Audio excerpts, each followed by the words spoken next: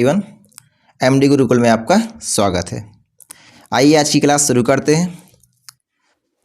तो आज है ऊर्जा। आज हम ऊर्जा के बारे में समझेंगे।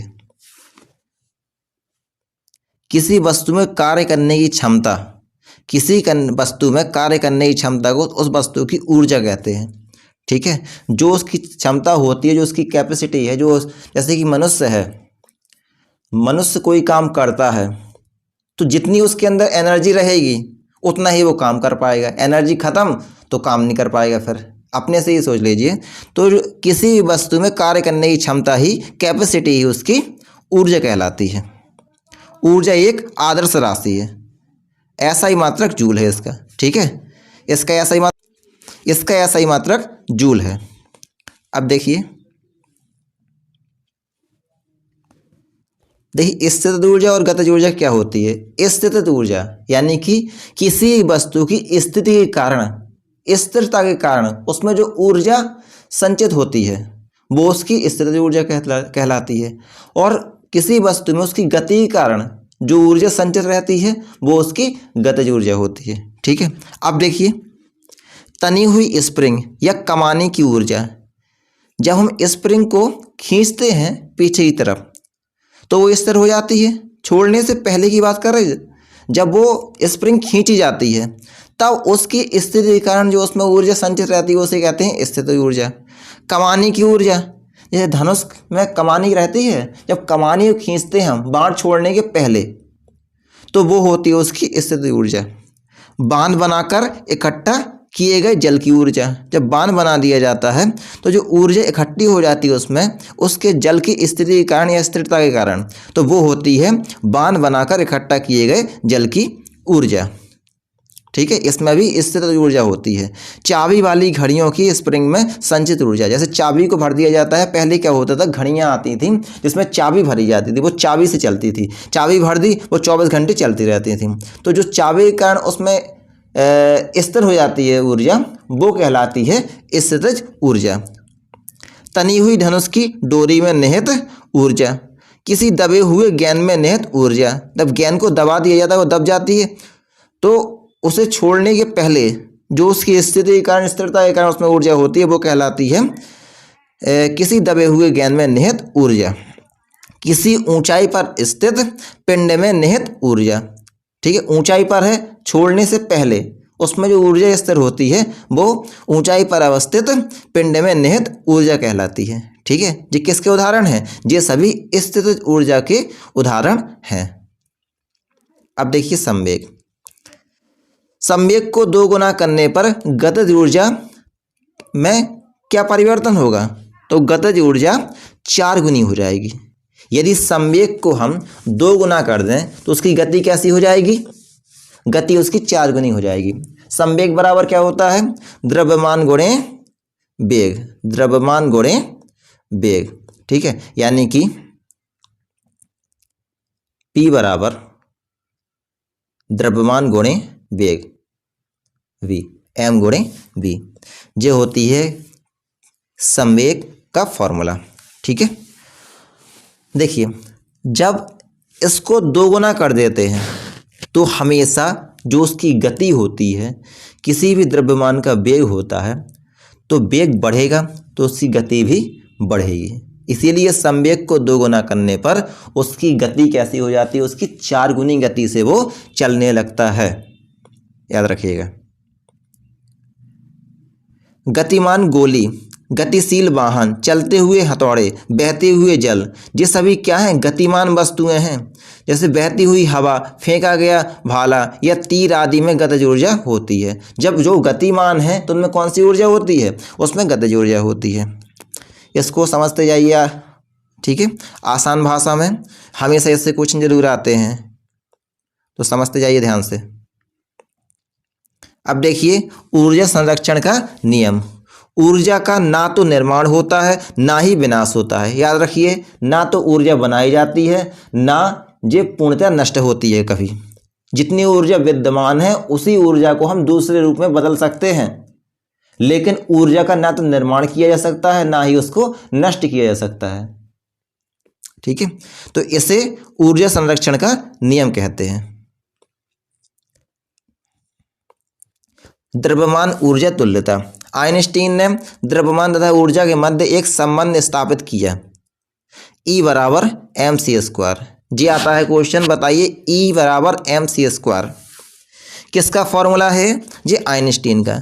या आइंस्टीन ने द्रव्यमान ऊर्जा के बीच जो संबंध बताया उसका फॉर्मूला बताइए, जे देता है वो। तो E बराबर mc², very very most important, हमेशा इससे क्वेश्चन जरूर पूछा जाता है। तो E बराबर mc², तो इसमें E क्या है? E ऊर्जा है, यानी कि ऊर्जा बराबर द्रव्यमान गुणे प्रकाश का वेग का स्क्वायर। ठीक है, यदि प्रकाश के वेग को वेग का वर्ग कर दिया जाए और उसको द्रव्यमान के साथ गुणा कर दिया जाए तो हमें ऊर्जा प्राप्त हो जाती है। वैसे ही प्रकाश से हमें ऊर्जा प्राप्त होती है। ठीक है, अब देखिए गुरुत्वीय त्वरण क्या होता है। पृथ्वी पर गुरुत्वीय त्वरण का मान सबसे अधिक होता है, कहाँ पर? ध्रुवों पर। वेरी वेरी मोस्ट इंपॉर्टेंट, बहुत बार पेपर में देखा गया है और आप चाहे सेट उठा के देख लीजिए, ये क्वेश्चन आपको जरूर मिलेगा कोई ना कोई सेट में। तो पृथ्वी पर गुरुत्वीय त्वरण का सबसे अधिक मान कहाँ होता है? तो ध्रुवों पर। ध्रुव क्या होते हैं समझिए, इस प्रकार है पृथ्वी। ठीक है, पृथ्वी के मध्य से भूमध्य रेखा है और यहाँ ऊपर उत्तरी ध्रुव है और नीचे यहाँ दक्षिणी ध्रुव है, ये होते हैं ध्रुव। तो सबसे अधिक ऊर्जा कहाँ होती है? सबसे अधिक गुरुत्वीय त्वरण का मान कहाँ होता है? ध्रुवों पर। और सबसे कम भूमध्य रेखा पर, क्योंकि यहीं से पृथ्वी घूमती है, इसलिए यहाँ पर त्वरण का मान कम हो जाता है घूमने के कारण, और यहाँ पर ध्रुवों पर गुरुत्वीय त्वरण का सबसे अधिक मान होता है। ठीक है, याद रखिए।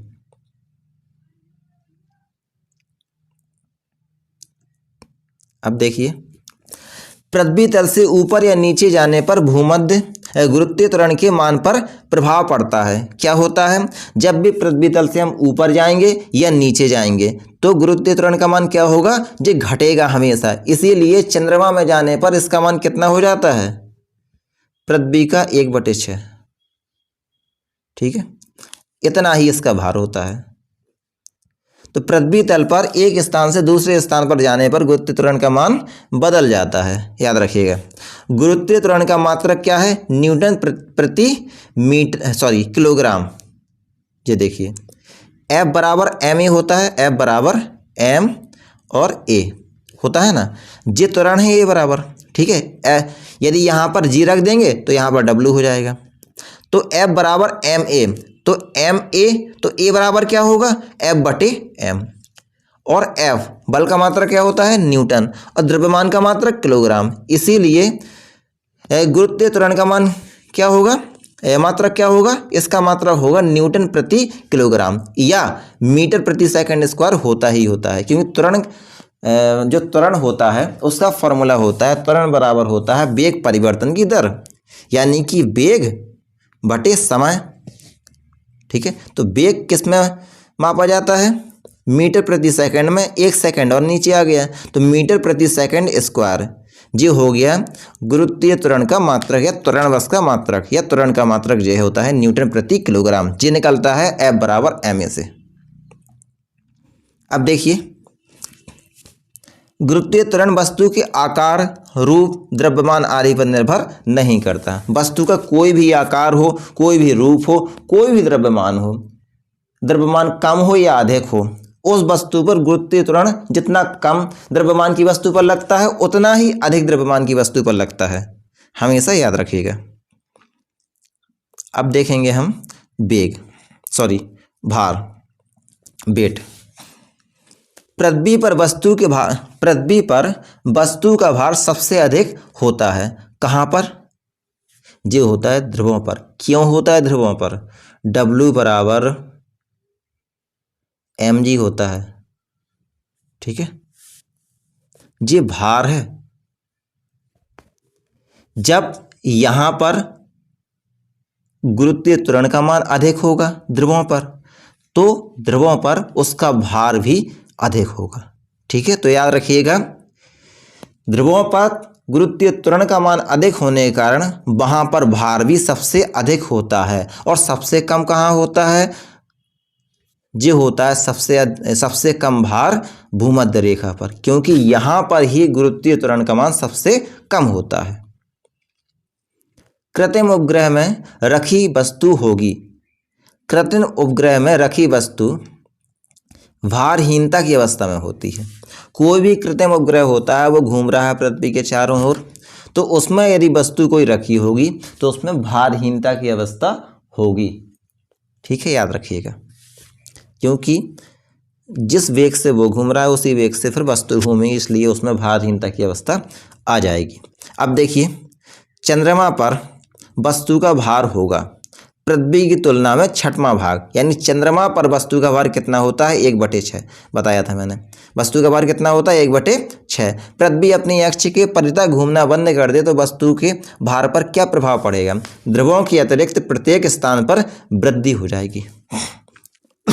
देखिए, मैंने बताया था आपको, जो भूमध्य रेखा पर गुरुत्वीय त्वरण का मान सबसे कम होता है, ठीक है, तो यहां पर भार भी सबसे कम होगा। ये क्यों भार कम होता है? क्योंकि पृथ्वी इसी प्रकार इसी एंगल में घूमती रहती है, इसलिए यहां पर वस्तु का भार सबसे कम होता है। यदि घूमना ही बंद कर दे तो स्वाभाविक है इसमें वृद्धि हो जाएगी। ठीक है, यदि पृथ्वी घूमना बंद कर दे तो उसके भार में यहाँ भूमध्य रेखा पर यहाँ पर हर कहीं क्या होगी? वृद्धि होगी, केवल ध्रुवों को छोड़कर, क्योंकि ध्रुवों में कौन कोई गति हो रही है ज़्यादा। यहाँ तो यही स्थिरता रहा है, क्योंकि जैसे घूम रही है कोई चीज़ तो यहाँ तो स्थिरता रहेगी, यहाँ ज़्यादा घूमेगी। इसलिए जो भूमध्य रेखा के आसपास के क्षेत्रों में तो वृद्धि होगी, लेकिन ध्रुवों पर कोई प्रभाव नहीं पड़ेगा। ठीक है, तो याद रखिएगा।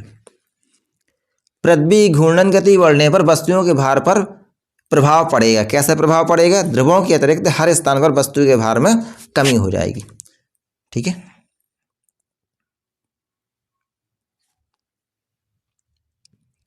तो घूर्णन गति बढ़ने पर वस्तु के भार पर क्या प्रभाव पड़ेगा? तो ध्रुवों के अतिरिक्त हर स्थान पर वस्तु का भार क्या होगा? वस्तु का भार कम हो जाएगा यदि घूर्णन बढ़ जाए। यदि घूर्णन कम हो जाए तो वृद्धि होगी भार में, यदि घूर्णन ज़्यादा हो जाए बढ़ जाए तो वस्तु के भार में कमी होगी। याद रखिएगा, पृथ्वी घूर्णन गति कम होने से वस्तु के भार पर प्रभाव पड़ेगा, तो प्रत्येक स्थान ध्रुवों के अतिरिक्त प्रत्येक स्थान पर वस्तुओं के भार में वृद्धि हो जाएगी। पृथ्वी पर भार का मान अक्षांश के साथ साथ होता है परिवर्तित। ठीक है, अक्षांश जो होते हैं, देखिए जो होते हैं अक्षांश। ठीक है, तो अक्षांश के साथ साथ क्या होगा? वस्तु के भार में परिवर्तन होता है, स्वाभाविक था। इसीलिए ये अक्षांश जो होता है बीज वाला अक्षांश, इसी को कहते हैं भूमध्य रेखा, जो भू के मध्य से जाती है। भू मीन्स पृथ्वी, पृथ्वी के मध्य से जाती है, इसलिए इसको कहा जाता है भूमध्य रेखा। इसी को इक्वेटर भी कहा जाता है। और इसके बाद जो अक्षांश बनते जाते हैं, जो ध्रुवों पर अक्षांश बनता है, ठीक है, वो इस पर भार सबसे अधिक होगा और भूमध्य रेखा पर सबसे कम होगा। ठीक है, तो ऊपर जाने पर क्या होता है? ये बढ़ने लगता है। ठीक है, इसलिए ध्रुवों पर भार क्या होता है? सबसे अधिक होता है। तो पृथ्वी पर भार का मान अक्षांश के साथ साथ होता है परिवर्तित। यहाँ इस अक्षांश पर अलग होगा, इस अक्षांश पर अलग होगा, इस अक्षांश पर अलग होगा। तो यहाँ ध्रुवों पर अक्षांश होगा, उसमें सबसे अधिक होगा भार। अब देखिए, लिफ्ट के ऊपर जाने पर उस पर स्थित वस्तु का आभासी भार कम हो जाएगा। ऊपर जाने पर उस पर स्थित वस्तु का आभासी भार बढ़ जाएगा। जब यदि लिफ्ट ऊपर की ओर जाएगी तो हमारा जो वजन है या हमारा जो भार है, लिफ्ट में हम रहेंगे तो वो किस तरफ होगा? वो नीचे की तरफ होगा। और लिफ्ट किस तरफ जा रही है? ऊपर तरफ। तो ये उल्टा बल लगने के कारण हमारा भार बढ़ जाएगा।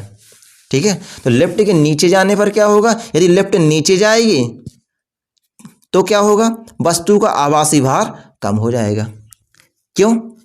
जैसे मैंने बताया था आपको, हाथ में पत्थर रख कर देखिए, यदि आप नीचे ले जाएंगे तो बस जो आपके हाथ में पत्थर रखा होगा उसका भार कम लगेगा, लेकिन जैसे ही ऊपर ले जाएंगे आप बस पत्थर रख कर हाथ में, तो उसका भार अधिक लगेगा, क्योंकि जो हाथ में आपके पत्थर है वो स्वभावतः नीचे की ओर बल लगा रहा है।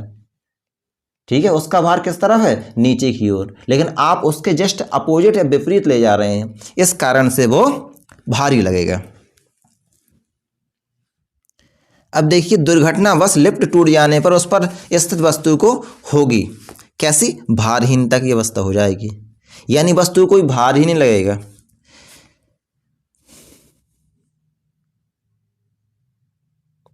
अब देखिए, लिफ्ट के समान चाल से ऊपर या नीचे जाने पर उस पर स्थित वस्तु का आभासी भार होगा वास्तविक भार के बराबर होता है, यदि लिफ्ट जो है वो समान चाल से ऊपर नीचे जाए।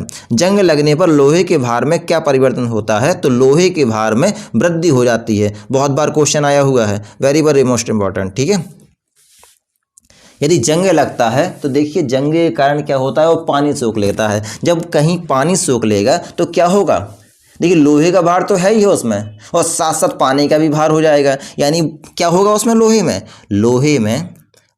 लोहे के भार में वृद्धि हो जाएगी। इसी प्रकार याद रखना है आपको, वरना आप भूल जाएंगे कमी होगी या वृद्धि होगी। जब भी आपका जंग लगता है तो कोई लोग सोचते हैं देखिए जंग लग गया तो नुकसान हो जाता है लोहे में, नहीं, नुकसान जरूर करता है लोहे को, जंग के कारण वो झड़ने लगता है लोहा, लेकिन जंग लगने के कारण उसके भार में वृद्धि हो जाती है, पानी सूख लेने के कारण।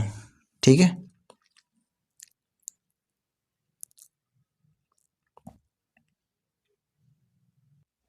अब देखेंगे हम सरल लोलक। कृत्रिम उपग्रह में लोलक घड़ी कार्य नहीं करती है।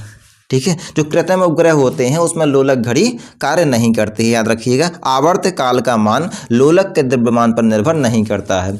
जब भी कोई किसी का आवर्त काल मापेंगे हम, आवर्त काल मतलब होता है उसे घूमने में लगा समय, तो इसमें लोलक के द्रव्यमान का अंतर नहीं पड़ता है। हम छोटा द्रव्यमान का लोलक लें या बड़ा द्रव्यमान का लोलक लें तो उसका आवर्तकाल हमेशा समान ही होता है। तो चंद्रमा पर लोलक घड़ी ले जाने पर उसका आवर्तकाल का मान बढ़ जाता है हमेशा। ठीक है, याद रखिएगा, जब हम चंद्रमा में घड़ी ले जाएंगे तो उसका आवर्तकाल बढ़ जाएगा, क्योंकि उसकी गति कम हो जाती है। गति कम होने के कारण लोलक की उसका आवर्तकाल बढ़ जाता है या समय उसे ज़्यादा लगेगा, स्वाभाविक बात है। कृत्रिम उपग्रह में लोलक घड़ी का आवर्तकाल अनंत हो जाता है। यदि कृत्रिम उपग्रह में हम जाएंगे तो लोलक घड़ी का आवर्तकाल क्या हो जाएगा, उसका अनंत हो जाएगा। ठीक है, अब देखिए, कोई लड़का झूला झूलते समय खड़ा हो जाए तो झूले का आवर्तकाल क्या होगा, झूले का आवर्तकाल बढ़ जाएगा, घट जाएगा। ठीक है, जब भी कोई लड़का यदि झूला झूल रहा है और अचानक खड़ा हो जाए तो लोलक का आकार क्या होगा, लोलक का आकार बढ़ जाएगा। लोलक की आकार बढ़ने के कारण उसका आवर्तकाल क्या होगा, उसका आवर्तकाल घट जाएगा, यानी कि फिर जो झूला होता है वो और धीरे धीरे चलने लगता है। देख, खड़े होकर बैठकर बढ़ाया जाता है उसकी गति को, लेकिन यदि सीधा खड़ा हो जाएगा, चाहे आप प्रैक्टिकली देख लेना, कभी भी बचपन में आपने झूला झूला होगा, यदि आप अचानक खड़े हो जाते हैं बैठे बैठे तो क्या होता है, जैसे, क्योंकि यदि किसी भी वस्तु का वजन धागे पर बढ़ाएंगे, नीचे पूरा वजन रहेगा तो वही वस्तु तेजी से घूमेगी। यदि उसी वजन को रस्सी के आधे भाग तक दे देंगे तो वस्तु फिर तेजी से नहीं घूमती है, यानी उसकी गति स्लो हो जाती है, जिससे आवर्तकाल उसका घट जाता है। अब देखिए, गर्मियों में लोलक घड़ियाँ सुस्त हो जाती हैं, इसे याद रखिएगा। देखिए, गर्मियों में तो हम भी सुस्त हो जाते हैं गर्मी के कारण, तो लोलक घड़ी सुस्त हो ही जाएगी, ऐसे याद रखिए आप लोग। सर्दियों में लोलक घड़ियाँ तेज हो जाती हैं, क्योंकि सर्दियों में फुर्ती रहती है सर्दी के कारण, इसलिए क्या होता है, लोलक घड़ियाँ तेज हो जाती हैं। सर्दियों में लोलक घड़ी का आवर्तकाल घट जाता है। देखिए, जब सर्दियों में घड़ियाँ तेज हो जाएंगी तो आवर्तकाल क्या होगा, जल्दी से हो जाएगा, वो समय कम लगेगा उसे, यानी आवर्तकाल घट जाएगा। लेकिन गर्मियों में लोलक घड़ी का आवर्तकाल बढ़ जाता है। क्यों बढ़ जाता है, क्योंकि गर्मियों में सुस्त पड़ जाएंगी, यानी उन्हें घूमने में टाइम लगेगा, इसलिए आवर्तकाल बढ़ जाता है। अब देखेंगे हम पदार्थ का गुण, जी आपका कल होगा। ठीक है, यदि आपको लेक्चर अच्छा लगा हो, आपके दिमाग में चीज़ें बैठ रही हों तो दूसरों के साथ भी शेयर करिए, जिससे मेरा भी हौसला बढ़े और आगे मैं और भी सब्जेक्ट की क्लास डाल पाऊँ। यदि आपको अदर सब्जेक्ट की कोई ट्रिकी मेथड से चाहिए हो तो कमेंट ज़रूर करें, मैं ज़रूर बनाने की कोशिश करूँगा, लेकिन शेयर ज़रूर करिए इसे।